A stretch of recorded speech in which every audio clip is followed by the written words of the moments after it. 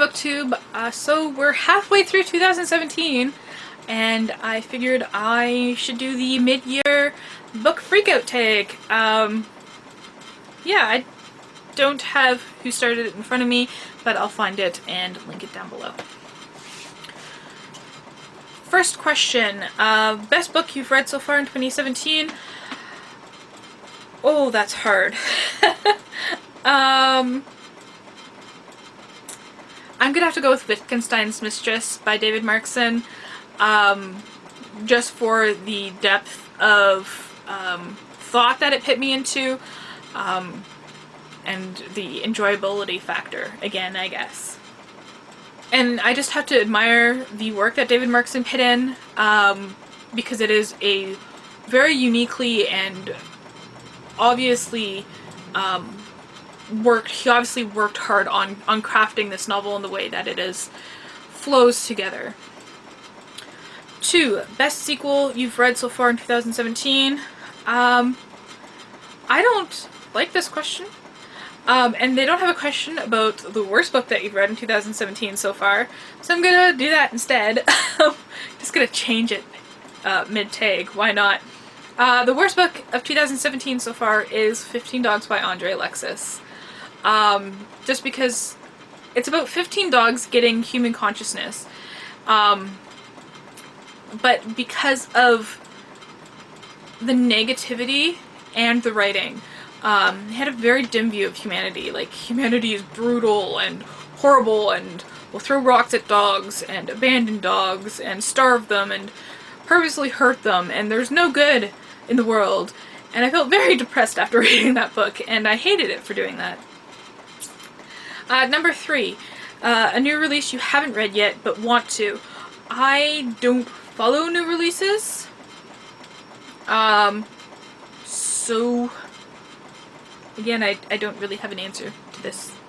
Number 4, most anticipated release for the second half of the year. Again, the books I want to read are already out, so yeah.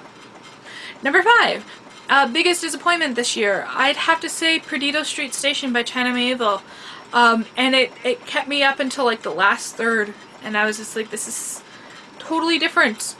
So Perdido Street Station is supposedly about this man who's approached by a half-man, half-bird type creature who says, can you make me a set of wings so I can fly again? And it turns into this really cool, like, it seems like really cool science fiction novel, and the language devolves, the setting devolves, everything just kind of like, it's like a whole other author picked it up and took it in a whole different direction, which turned into like this horror detective thing about these giant moths sucking people's souls. And I was really quite disappointed. Number 6, biggest surprise. I think it would be how well I connected to the main character of Jacob Have I Loved, by Catherine Patterson. Louise is her name. And at my age, at being 30 and reading this book about a teenage girl and thinking that was me. And there's still some things in there that, you know, I could learn from this character. And I haven't really felt that from a book in a long time, so that was the biggest surprise. Number 7, a favorite new author, debut or new to you. It's gonna have to be new to me, and that's Alessandro Barrico, who wrote Silk. And I've already picked up another book by him called The Young Bride, and hopefully the second book is as good as the first. 8, newest fictional crush. Non-existent. I really don't get crushes on book characters. Number 9, newest favorite character. I'd have to say Ollie Benuski from Geek Love. She is a albino dwarf with a humpback, and I loved reading from her perspective and the way that she thought and felt about people and things that aren't acceptable or aren't usual, and I really did like that and enjoy that aspect of her and what she was willing to do at the end, if you know. 10 is a book that made you cry. Not really, but close to, if something hadn't changed. um, and that would have been Memory of Light, which is the last book in the Wheel of Time series, where everything's kind of rounding up. And I thought he'd go the way of George R.R. Martin or J.K. Rowling and just start killing people left, right, and center. And there were a few tense moments there where I was like, no, no, no, no, no, no, no, no, no, no, no, don't do this, don't. So yeah, that's exactly how I reacted in the car. 11, a book that made you happy.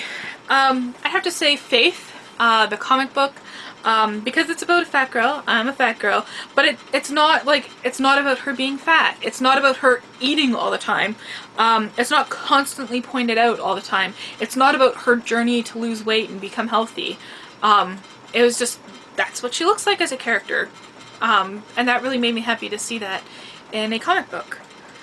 Number 12, most beautiful book you bought so far this year or received. I'd have to say packaging wise, it would be Building Stories. I'll insert a few pictures here. It's by Chris Ware. I just really like the fact that it comes in a box and there's all different kinds of ways of looking at it and reading it. So there's like a board game type piece, there's little pamphlets, there's like newspaper size things, there's actual like books and stuff. So I think that's really quite cool. 13, what books do you need to read by the end of the year? I have a lot of books that I want to read. A few of my most anticipated reads for the second half of the year are Dead Souls by Gogol, Titus Alone by Mervyn Peake, which is the last book in the Gormenghast trilogy, Gravity's Rainbow by Pynchon, Children of Dune by Frank Herbert. I'm really excited to continue on with the Dune series, and The 13 and a Half Lives of Captain Bluebear by Walter Moores, which just sounds like a really cool book. Number 14, your favorite book community member. And I don't have a favorite, it's really hard to pick. So what I'm going to do here is give 3 shoutouts to booktubers with less than 50 subscribers at the time of this filming. First is Travis Love. Second is Brandon, sorry I'm going to mispronounce your last name here, Brandon Guimond. And third is Maggie Chats Books. So go check out those channels. This is the mid-year book freakout tag, and thank you for watching.